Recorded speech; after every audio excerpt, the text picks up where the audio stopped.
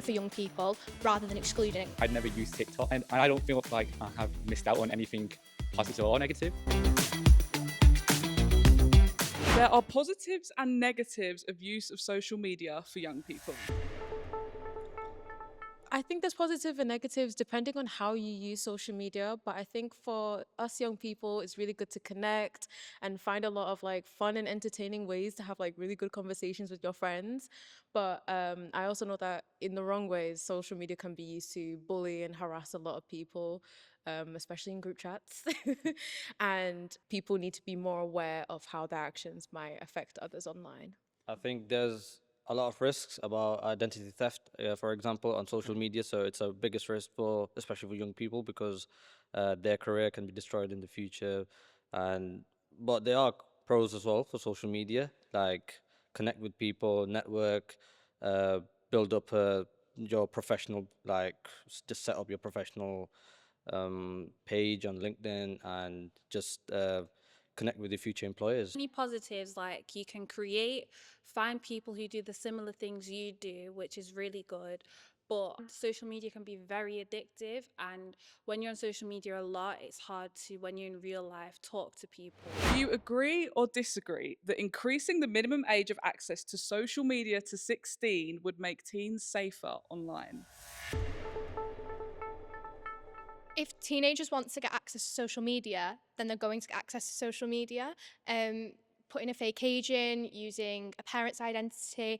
There are so many different ways. So why don't we focus on making social media safer for young people rather than excluding young people from social media? Especially because of COVID, a lot of kids, especially during their younger formative years, were forced to be indoors and have to use devices to connect with other people. Now that we're coming out of Corona and everyone's kind of getting back into the groove of how society used to be, a lot more kids will probably be going outside more, socializing more, and being more offline than online, in my opinion. So I don't really feel like a lot of kids will feel like a deficit or feel empty without using social media at a certain age. Increasing the minimum age to 16 would cause children to miss out on positive experiences online. I'm sort of agreeing and also disagreeing because not everything about social media is positive. We have stuff like misinformation, and because of how social media is able to like spread news very quickly, because everyone is on it nowadays, there can be like some really damaging effects from it. So although yes, it can like limit like the fun side of it from young people, I don't think all of it is positive. So they might be being saved from the negative side. But I'd never used TikTok, and I don't feel like I have missed out on anything positive or negative. And it's, in fact, it's made me more grounded into real life and real interaction. However, I still obviously use social media, and it's still like a big part of my life, because I remember as a kid, I'd be watching YouTube videos, I'd be doing this, playing games with online friends.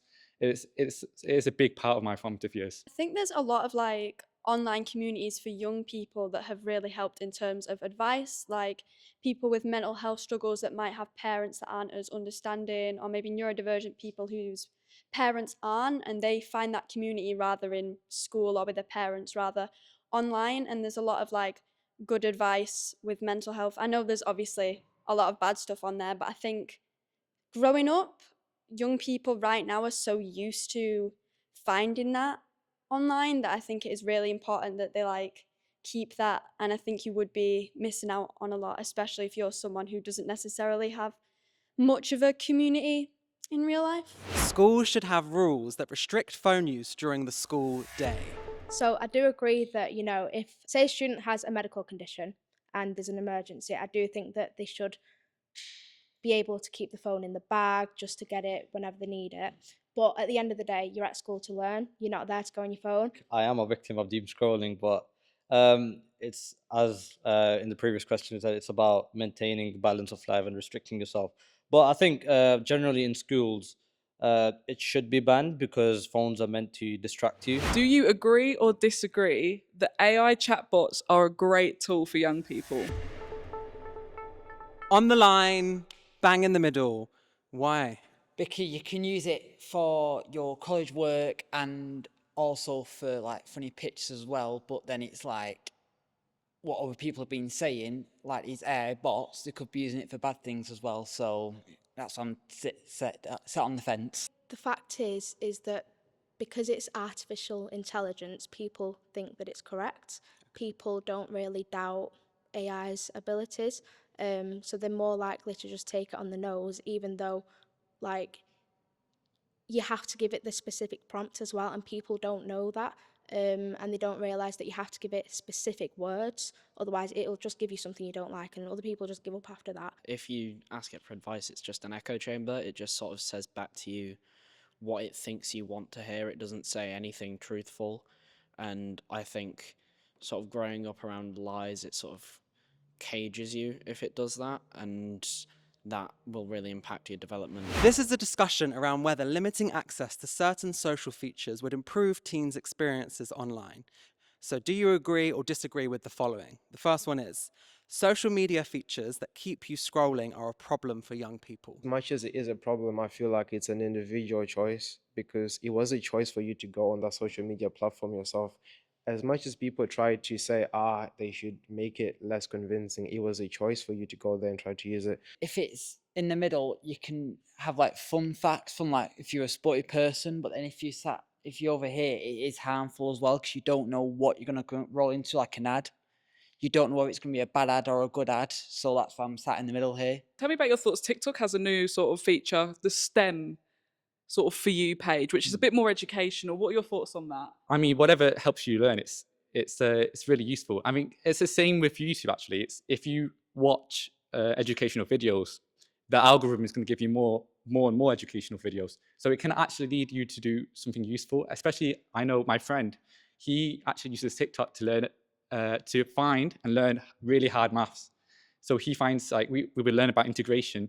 So he goes on TikTok and just scrolls, and he finds a really hard integration problem, and he'll spend 10, 20 minutes trying to solve the question. I think we've all been susceptible to doom scrolling before, and before you know it, an hour's gone past, and you think, oh, what? And you think, oh, only another 5 minutes, another 5 minutes. The 5 minutes never ends. Even if you try to be disciplined with it and try to stop yourself, it doesn't always work that way. Okay, so do you agree or disagree? Young people should be involved in decisions about how they use social media. Younger generations are the future, and they say technology is the future as well. So I think it's better to leave it on to young people to handle how the social media should work and how technology should work in the future. Whereas, I mean, older people, they can adapt that new technology, but I think decision making and relying on them will make social media move backwards rather than forwards. I feel like young people should have every say in anything that affects them, because what good is asking for someone's opinion on something that they don't use or something that won't affect them? I feel like we should have say on anything that affects us, including social media. Did you know right now the UK government are running a national consultation called Growing Up in the Online World? Just search Growing Up in the Online World consultation on gov.uk.